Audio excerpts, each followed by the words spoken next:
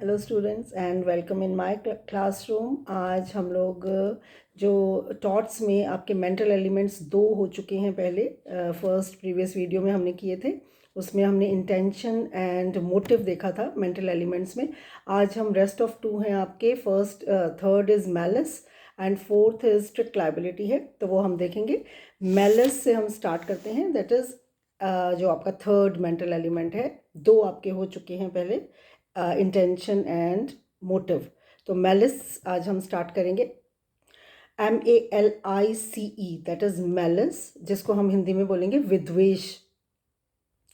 विद्वेष बहुत छोटा सा आपका टॉपिक है और शॉर्ट नोट में आ जाता है, तो आपके इंटेंशन और मोटिव ज़्यादा इम्पॉर्टेंट टॉपिक्स हैं। और इसके बाद जो हम स्ट्रिक्ट लायबिलिटी करेंगे वो भी आपका बहुत इंपॉर्टेंट और इंडिपेंडेंटली आता है टॉपिक, बट ये शॉर्ट नोट में आ जाता है। इसको शॉर्ट में, आपकी बुक्स में भी बहुत शॉर्ट है ये, तो इसको जस्ट लुक हम लोग ऐसे जल्दी करेंगे। मैलिस, विद्वेष से आप समझते हैं क्या? इन कॉमन हम यूं ही जब हम बताते हैं कि मैलिस क्या है, जैसे आपने कभी सुना होगा, बहुत यूजुअली हम लोग यूज़ करते हैं ये वर्ड कि यूजुअली हम लोग जैसे बोलते हैं कि उन्होंने मैलिशियसली आपके लिए ये सब किया, या उसने मेरे साथ मलिशियसली ये किया। तो इसका मतलब होता है कि उसने दुर्भावना से मेरे साथ ऐसा कर दिया, उसके मन में मेरे लिए बुरी भावना थी। That is malice in common जब हम बताते हैं। तो एन इल विल, ये एक दुर्भावना है। Malice is an ill will against a person. एक व्यक्ति के लिए जब हम एक इल विल रखते हैं, इल विल का मतलब होता है, विल मतलब आपकी भावना, आपकी इच्छा, और इल से समझ में आता है कि बुरी। तो एक बुरी भावना जब हम किसी के लिए रखते हैं तो that is malice, an ill will. और अगर हम इसको इन लॉ, मतलब हम एक इन कॉमन तो जैसे एक दुर्भावना से मानते हैं, और जब हम इन लॉ मैलिस बोलते हैं कि मैलिस क्या है इन लॉ में, जब लॉ में हम इसको डिफाइन करते हैं, तो इट मीन्स इसमें दो तीन चीज़ें हैं। नंबर वन, अ रॉन्गफुल एक्ट, ये एक गलत एक्ट होता है, एक गलत कार्य है। A wrong in malice in law बता रही हूँ मैं आपको, this is a wrongful act, ये एक गलत कार्य है। डन इंटेंशनली, जो समझबूझकर, जानबूझकर किया जाता है, इंटेंशनली किया जाता है, साशय किया जाता है। And without, third number is without a fair cause, बिना किसी औचित्य के। फेयर कॉज एक होता है, कोई काम हम जब करते हैं तो फेयर कॉज के लिए कर देते हैं, भले ही वो थोड़ा गलत हो, लेकिन ये होता है बिना किसी फेयर कॉज के, बिना किसी औचित्य के हमने ये काम किया। इसका मतलब in law malice is a wrongful act done intentionally without fair cause. Number three is without fair cause.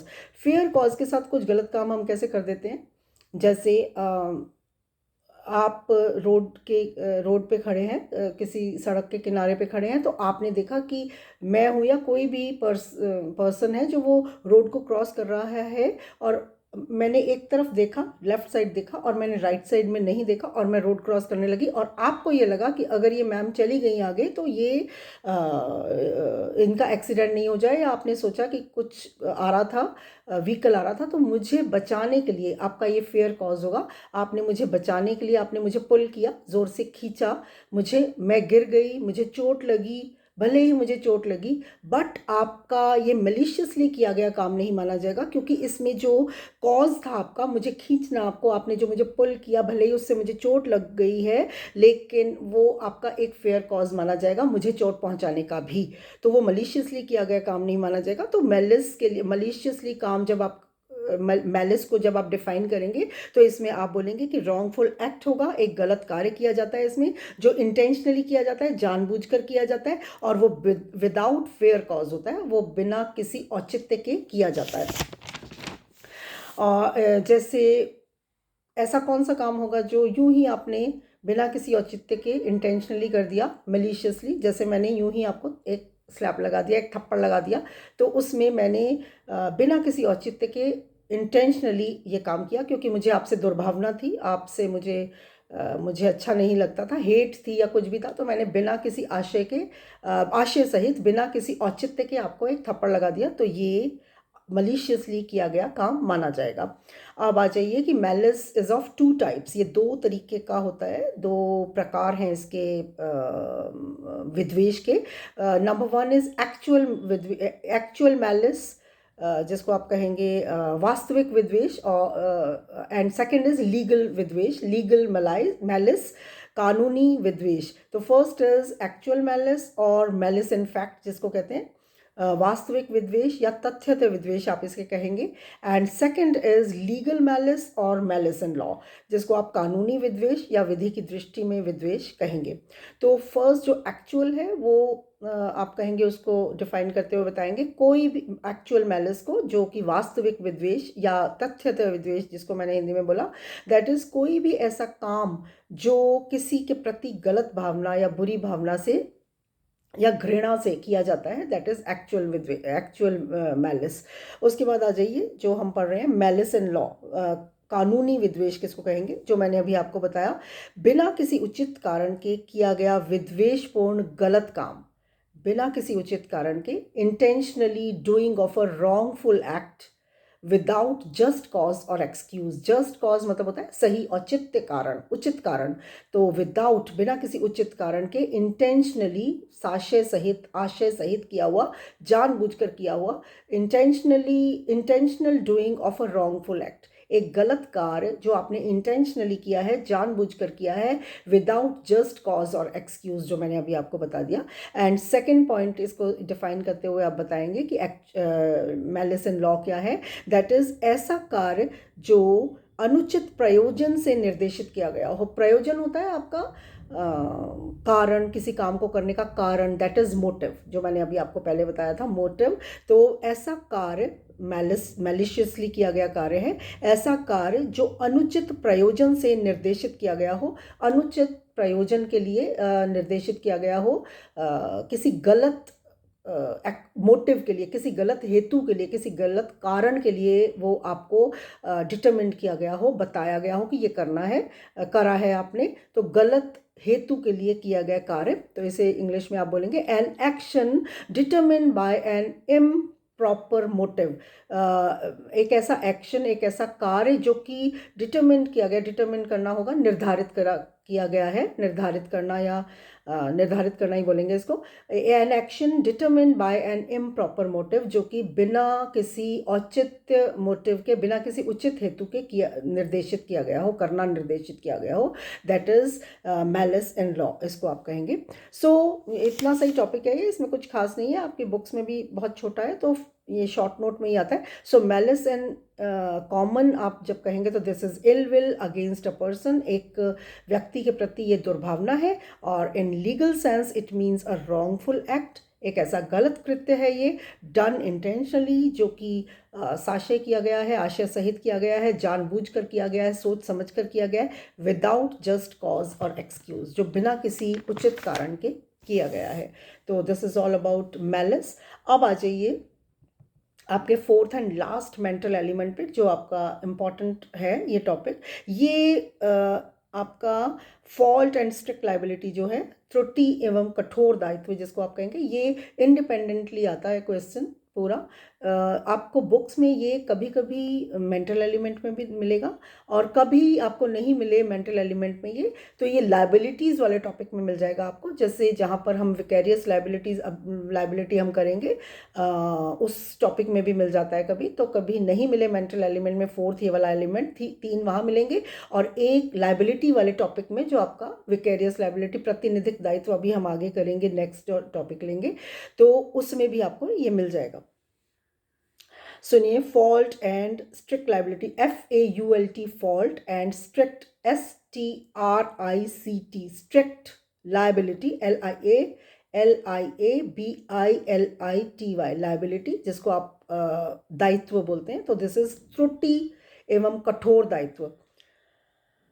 ऐसा होता है कि हम लोग सभी इंडिविजुअल्स जो हैं, हम लोग जो हैं आम, अपनी प्रॉपर्टी को पूरी तरह से यूज़ करते हैं। जैसे ये मेरा घर है, अगर मेरा कोई फार्म हाउस है या कुछ भी है, मेरी जो जगह है, मेरी जो भूमि है, जो मेरा क्षेत्र है, उसको मैं अपनी प्रॉपर्टी को पूरी तरीके से, अच्छे तरह से यूज़ करती हूँ, उसको एंजॉय करती हूँ, बट मैं उसे नेचुरल तरीके से करती हूँ।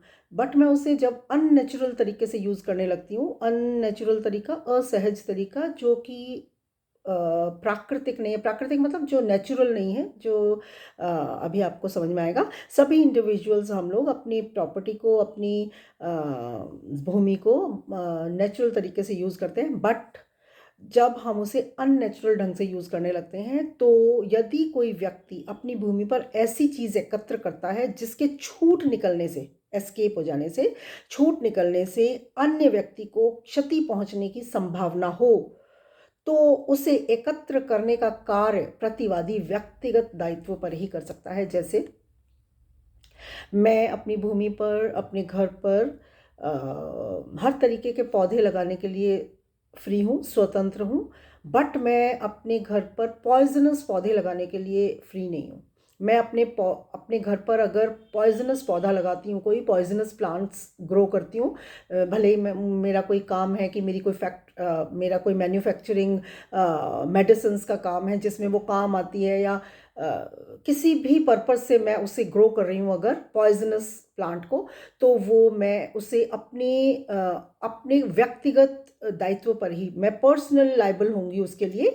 तो ये मतलब हुआ इसका। तो सुनिए कि वह व्यक्ति जो अपने प्रयोजनों के लिए, अपने यूज़ के लिए, प्रयोजन होता है अपने लिए काम करना, खुद के काम के लिए कोई चीज़ यूज़ करना, तो वह व्यक्ति जो अपने प्रयोजनों के लिए कोई वस्तु लाता है, नंबर वन, लाना होता है अपनी भूमि पर, और संचय करता है, उसको कलेक्ट करता है, उसको संचय करना, उसको इकट्ठा करना और संचय करता है, जो यदि निकल जाए तो हानिकर होगी, वो किसी के लिए हार्मफुल हो सकती है। प्रथम दृष्टया, प्राइमा फेसी, प्रथम दृष्टया मतलब फर्स्ट साइट में, मतलब प्रथम दृष्टया को आप अंग्रेजी में बोलेंगे प्राइमा फेसी, तो वो प्रथम दृष्टया उस समस्त हानि के लिए दायी है जो उस वस्तु के निकल जाने का स्वाभाविक परिणाम होगा। स्वाभाविक परिणाम हो, चाहे उसमें उपेक्षा न बरती गई हो। तो इसमें 2-3 चीज़ें हैं जिसको मैं पॉइंट्स में आपको बताऊंगी।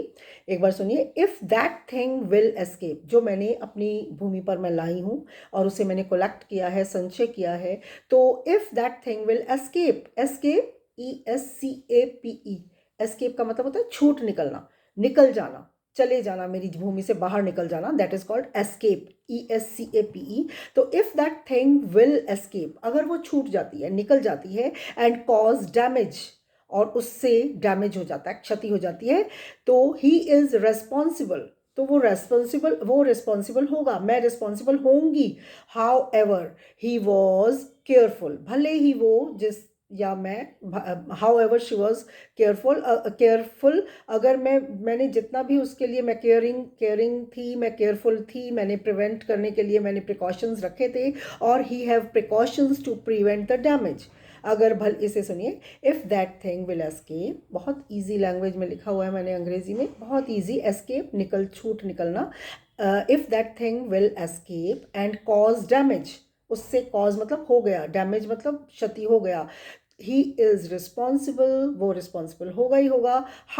भले ही वॉज केयरफुल और he have precautions to prevent the damage. Precautions होती हैं, प्रिकॉशन लेना, सावधानियां लेना, कि मैंने प्रिकॉशंस बरती थी, मैंने सावधानी बरती थी, टू प्रिवेंट द डैमेज को दूर रखने के लिए, डैमेज नहीं हो जाए इसके लिए मैंने प्रिकॉशंस रखी थी, मैंने सावधानियां रखी हों, भले ही मैंने रखी हों। अगर वो चीज़ छूट जाती है जिसके लिए मुझे मालूम था कि अगर ये छूट गई तो ये हार्मफुल हो सकती है, तो मैं उसके लिए कठोर दायित्व, मैं उसके लिए लायबल होंगी, कठोरता है लायबल होंगी, उसके लिए मैं दायित्वाधीन होंगी। आपको ये समझ में आया होगा आई थिंक। इसमें पॉइंट्स एक देख लीजिए आपको कि क्या क्या कब कठोर दायित्व उत्पन्न होगा, इम्पॉर्टेंट एलिमेंट जो इसके होंगे, इसके महत्वपूर्ण तत्व जो इसमें आएंगे, कब आपका एक कार्य जो होगा उसके लिए आप कठोरतः दायित्वाधीन हो जाएंगे, स्ट्रिक्टली लायबल हो जाएंगे। इसमें क्या होगा, 4 चीज़ें होंगी। Number 1, defendant brings dangerous thing on his land, बहुत ईजी लैंग्वेज है। जो डिफेंडेंट है, डिफेंडेंट कौन होता है? डिफेंडेंट वो जो अपने आप को बचा रहा है, और प्लेंटिफ वो जिसको हार्म हो चुका है, जो ग्रीवेंस पार्टी है और जिसने दावा किया है कि इसके ऐसे काम से जो इसने इकट्ठा किया अपनी भूमि पर लाकर, वो उससे और वो निकल छूटा और उससे मुझे नुकसान हुआ। He is plaintiff. तो डिफेंडेंट ही तो बोले लाएगा ना सामान, जो अपने डेंजरस चीज़ें लाया है। प्लेंटिफ को उसको उससे नुकसान हो चुका है, तो डिफेंडेंट लाएगा। तो 4 जो इंपॉर्टेंट एलिमेंट्स हैं उसमें नंबर 1 इज डिफेंडेंट ब्रिंग लाना, डेंजरस थिंग, खतरनाक चीज़, ऑन हिज लैंड, अपनी भूमि पर वो खतरनाक चीज़ लाया, number 1। Number 2, dangerous thing escaped from the land.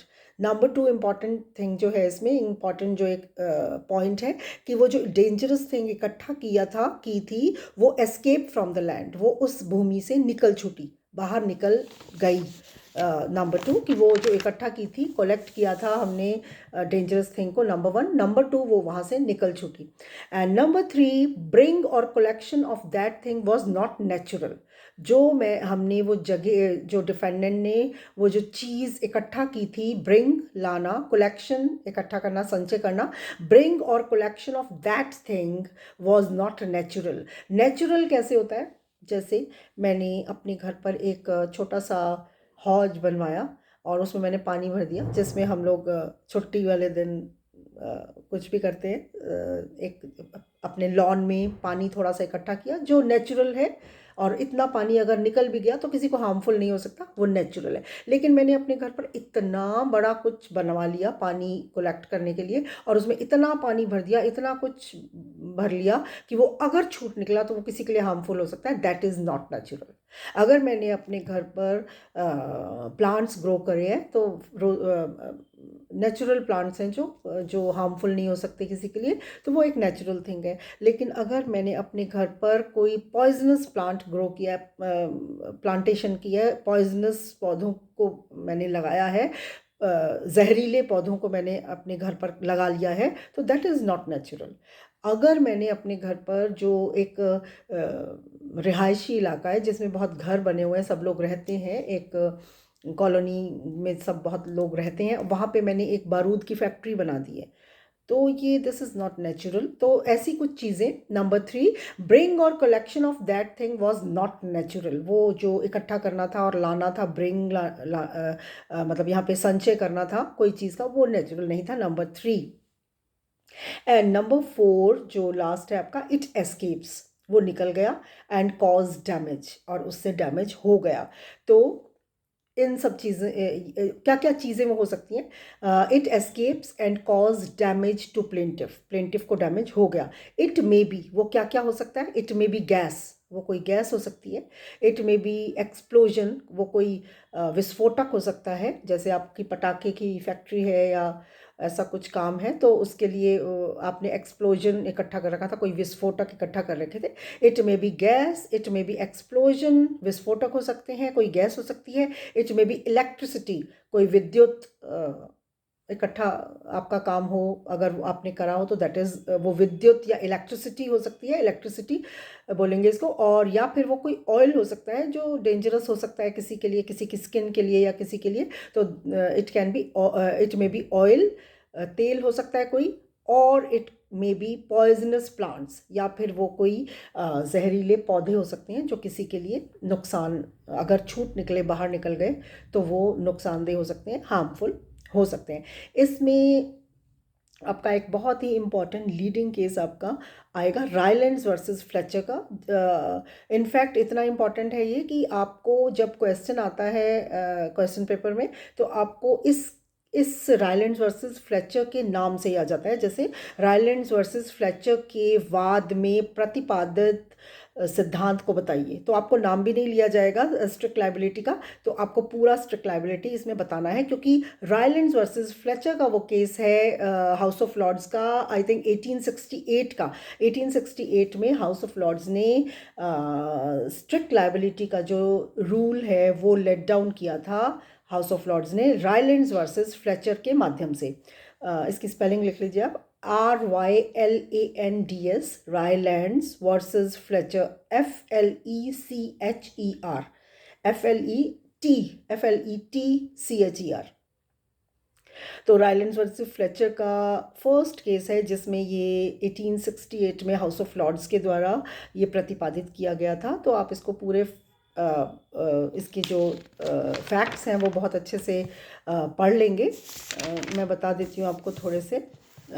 इसको पूरा जो क्वेश्चन है आपका वो इस रायलैंड्स वर्सेस फ्लेचर पे ही बेस्ड है, तो आप इसको बहुत अच्छे से पढ़ के जाएंगे। इसमें क्या हुआ था कि जो आपको सुनिए, आपको समझ में आएगा बहुत इजी लैंग्वेज में। The defendant got a reservoir constructed. Reservoir होता है RESER रेजर्वर आप इसको बोलेंगे। तो द डिफेंडेंट, जो डिफेंडेंट था, जो प्रतिवादी था, गॉट अ रेजर्वर कंस्ट्रक्टेड उसने कंस्ट्रक्शन कराया रेजर्वर का।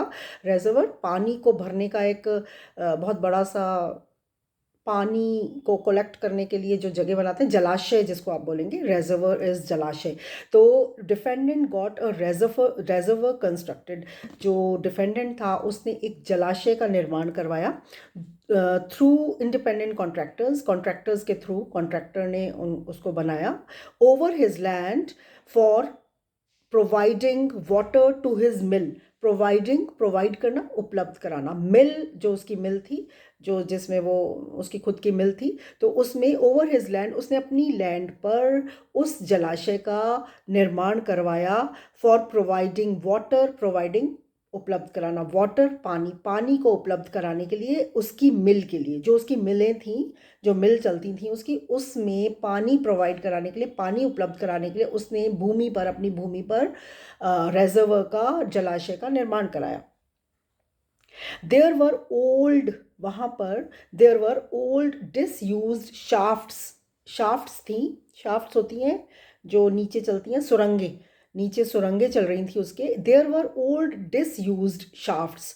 उसकी भूमि जिस पर जलाशय का निर्माण किया जा रहा था उसमें कभी भी यूज़ नहीं की थी उसने, ऐसी कुछ सुरंगें थीं जिसको डिसयूज मतलब उसने कभी भी उसको यूज़ नहीं किया था।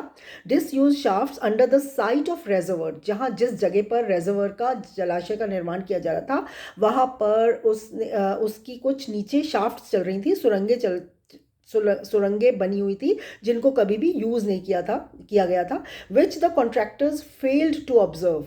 जो कॉन्ट्रैक्टर्स थे जो बना रहे थे वो रेजर्वर, जो जलाशय का निर्माण कर रहे थे, उनको भी उस ऑब्जर्व नहीं कर पाया, उनको पता नहीं चला उसका।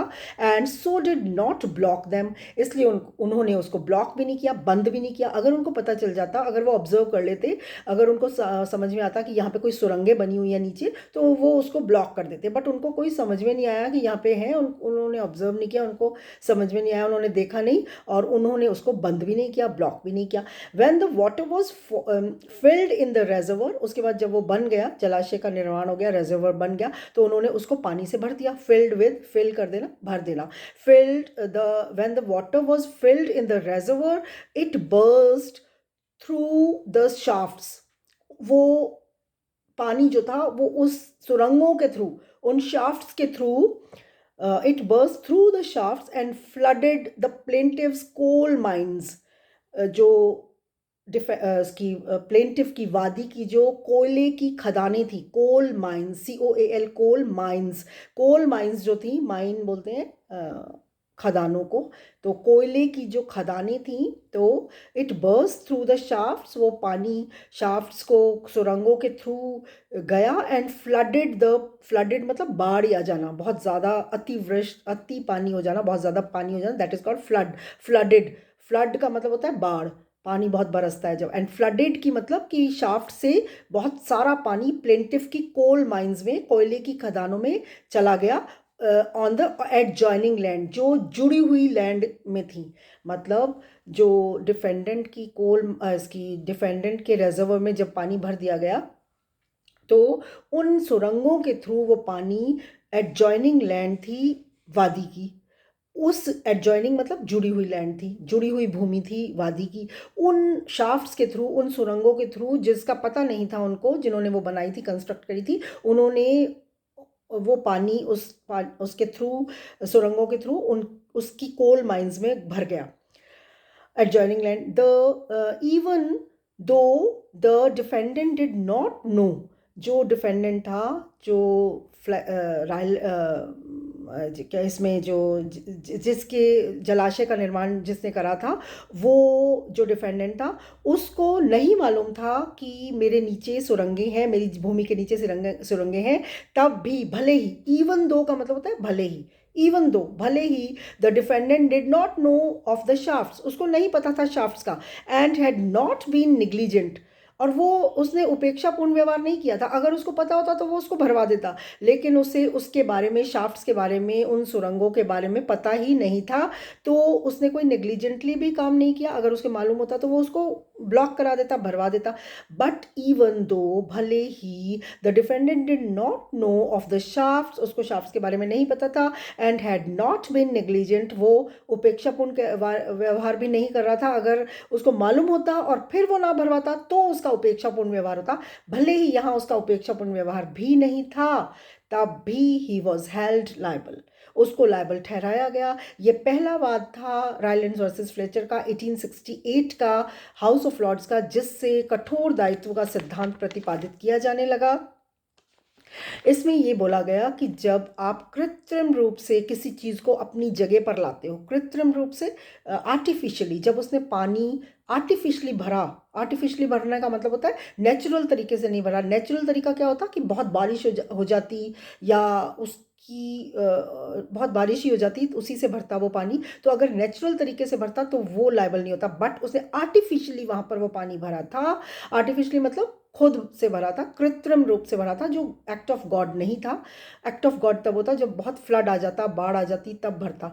तो तब वो जो भले ही वो नेग्लिजेंटली काम नहीं किया था उसने, भले ही उसको पता ही नहीं था कि नीचे शाफ्ट्स हैं, फिर भी उसे लायबल ठहराया गया। तो तब से ये फर्स्ट केस है रायलैंड्स वर्सेस फ्लेचर, जो आप बहुत अच्छे से करके जाएंगे, और इसके थ्रू आप पूरे कठोर दायित्व को, स्ट्रिक्ट लायबिलिटी को समझाएंगे। एक चीज़ इसमें और बहुत इंपॉर्टेंट है कि इसमें एस्केप होना बहुत ज़रूरी है, चीज़ का बाहर निकलना बहुत ज़रूरी है। अगर आपने कोई चीज़ डेंजरस अपने अंदर ही भर रखी है, तो अगर वो बाहर नहीं निकली है और अंदर किसी को नुकसान हो गया है आपके वॉल के अंदर या बाउंड्री वॉल के अंदर, तो वो इस स्ट्रिक्ट लाइबिलिटी के अंदर लाइबल नहीं कर सकता है आपको। भले ही किसी और चीज़ के लिए आप लाइबल हो सकते हैं, बट स्ट्रिक्ट लाइबिलिटी में एस्केप होना इज द इम्पॉर्टेंट एक एलिमेंट है।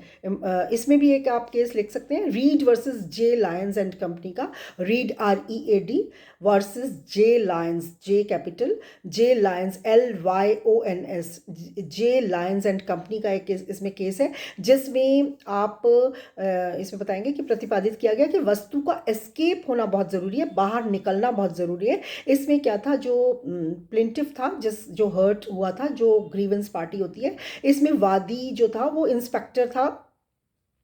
जब वो फैक्ट्री में जॉब करता था, जब वो फैक्ट्री में वहाँ था, मौजूद था, तो एक शेल में एक्सप्लोजन हुआ। एक बारूद का गोला होता है, that is called shell. Shell में एक्सप्लोजन हो गया, विस्फोट हो गया, और वो इंजर्ड हो गया उससे, लेकिन उसे कॉम्पेंसेट नहीं किया गया अंडर दिस कठोर दायित्व, अंडर दिस स्ट्रिक्ट लाइबिलिटी। भले ही उसको कहीं और कॉम्पेंसेट किया गया हो, बट इस के लिए जो वो कठोर दायित्व के अंतर्गत आया, उसके लिए लायबल नहीं ठहराया गया, क्योंकि किसी चीज़ का भी इसमें एस्केप नहीं हुआ था। There was no escape, and so the respondent were not liable. तो आप इसमें इसका this is all about strict liability. इसमें थोड़े से आपके एक्सेप्शंस हैं, जब आप लायबल नहीं होते हैं, भले ही आपसे कुछ गलत हुआ है। तो इसमें थोड़े से नियम, इस नियम के कुछ अपवाद हैं, जो मैं आपको ब्रीफली बता देती हूँ जल्दी से। जो मैंने आपको पहले भी बताया, नंबर 1, इसमें अपवाद का मतलब होता है exceptions, exception to the rule of strict liability. आप कभी कभी आपसे कुछ हुआ भी, गलत हो भी गया, बट आप कब लायबल नहीं होंगे, दैट इज कॉल्ड एक्सेप्शंस, वो अपवाद कहलाते हैं। तो नंबर 1, कब आप अपवादित रहेंगे, कब आप इसके लिए लायबल नहीं होंगे। Number 1, things naturally on land, अगर भूमि पर कोई प्राकृतिक ढंग से वस्तु हो गई है, तो आप उसके लिए लायबल नहीं होंगे। तो rule applies to dangerous thing artificially brought और कलेक्टेड, तो आप उन्हीं चीज़ों के लिए लायबल होंगे इसमें कि जब आपने आर्टिफिशियली डेंजरस चीज़ों को ब्रॉट किया है, लाए हैं आप और उसको कलेक्ट किया है, but not to things which grow or get collected on the land naturally. तो जैसे सिंपल रेन, अगर सिंपल रेन है तो आप उसके लिए लाइबल नहीं होंगे, लेकिन लाइबल होंगे उसके लिए, बट अगर फ्लड ही आ गया तो आप उसके लिए लाइबल नहीं होंगे, नेचुरली अगर हो जाता है तो। और एक आपका एक्सेप्शन है, that is consent of plaintiff, वादी की सहमति। The rule does not apply where the escape is due to artificial works maintained with the plaintiff's consent. अगर आपके साथ जैसे आपके पड़ोसी ने, अगर आपने कुछ फैक्ट्री लगानी चाहिए किसी भी चीज़ की, या आप कोई अपनी दवाई के लिए, अपनी मेडिसिन के लिए कोई पौधा ग्रो कर उगा रहे हैं जो कि पॉइजनस है, और आपके पड़ोसी से आपने कंसेंट ले लिया, तो उसने कहा कि कोई बात नहीं, तो अगर उसने कंसेंट दे दी है तो आप उसके लिए लायबल नहीं होंगे। और एक इसमें पॉइंट आप लिखेंगे, एक्ट ऑफ कॉमन बेनिफिट। अगर आप दोनों के लिए, डिफेंडेंट और कंप्लेनेंट दोनों के लिए अगर बेनिफिशियल है वो चीज़, और इसके लिए आपने बात की है, वस्तु अगर दोनों के हित के लिए रखी गई है, तो प्रतिवादी दायी नहीं होगा। फोर्थ इसमें पॉइंट आएगा, डिफॉल्ट ऑफ प्लेंटिफ। अगर वादी की स्वयं की गलती है, जैसे मैंने आपको अभी पहले बताया कि, नहीं आपको ये वाला पॉइंट नहीं बताया, डिफॉल्ट ऑफ प्लेंटिफ में आएगा वादी की स्वयं की गलती। इसमें एक आप केस भी आपको बताऊंगी मैं, पॉन्टिंग वर्सेस नोक्स का इसमें केस है, हाँ जी, PONTING, पॉन्टिंग वर्सेस नोक्स। इसमें आप बताएंगे, फैक्ट्स आप अच्छे से पढ़ लेना, बुक्स में आपकी ब्रीफ में बताती हूँ आपको। पॉन्टिंग वर्सेस नोक्स में क्या हुआ था, एक पॉइजनस पौधा डिफेंडेंट ने उगा रखा था अपने घर पर, बट वो पौधा जो प्लेंटिफ था उसके मतलब वहाँ तक नहीं गया था, ये उसके घर के अंदर ही था, डिफेंडेंट के घर के लेवल में ही था अभी। उसके जो प्लेंटिफ था उसके घोड़े ने अपना मुंह उसके घर के अंदर करके उस पॉइजनस पौधे को खा लिया। तो ये कहा गया कि जो उसकी लीव्स थी पॉइजनस पौधे की, उसको डिफेंडेंट के घर के अंदर आकर खा लिया। उसकी पत्तियां बाहर नहीं गई थी, मतलब उसकी लीव्स जो थी वो बाहर तक नहीं गई थी, उसके घर को क्रॉस करके बाहर नहीं गई थी, उसका घोड़ा अंदर आ गया था। और तब कहा कि डिफॉल्ट ऑफ प्लेंटिफ है, वादी की स्वयं की गलती है, और उसमें उसको नहीं लायबल ठहराया गया डिफेंडेंट को। एक और इसमें आप लिखेंगे, एक्ट ऑफ गॉड, दैवी कृत्य। इसमें भी एक बहुत इंपॉर्टेंट केस है, निकोल्स वर्सेस मार्सलैंड का, NICHOLS, निकोल्स वर्सेस मार्सलैंड, MARSLAND। और भी बहुत सारे केसेस हैं जो आप पढ़ेंगे और लिखेंगे भी अपनी आंसर शीट में। निकोल्स वर्सेस मार्सलैंड में एक्ट ऑफ गॉड का मतलब होता है जो जिस पर हमारा बस नहीं होता, दैवी कृत्य, जो भगवान ऐसा, जैसे बहुत ज़्यादा बारिश आ जाए या ऐसा कुछ हो जाए जिस पर एक ह्यूमन बीइंग का कंट्रोल नहीं हो, और वो उससे किसी को नुकसान हो जाए, तो वो उसके लिए लायबल नहीं होगा। इसमें निकोल्स वर्सेस मार्सलैंड में प्रतिवादी की कृत्रिम झीलों की मेड़, जो डिफेंडेंट था उसने आर्टिफिशियल झीलें बना रखी थी, पानी की आर्टिफिशियली कृत्रिम रूप से झीलें बना रखी थी, और उसके लिए एक फेंस बना रखा था। फेंस होता है किसी चीज़ को रोकने के लिए, मेड़ जैसे बोलते हैं जिसको, मेड़ या फेंस बना रखी थी। वो बहुत ज़्यादा फ्लड आया, बारिश आई, अतिवृष्टि हुई, और उससे वो टूट गया, फेंस टूट गया, तो वादी की भूमि में पानी चला गया और उसे नुकसान हुआ। बट कोर्ट ने इसे एक्ट ऑफ गॉड कह के दैवी कृत्य मानकर डिफेंडेंट को लायबल नहीं माना।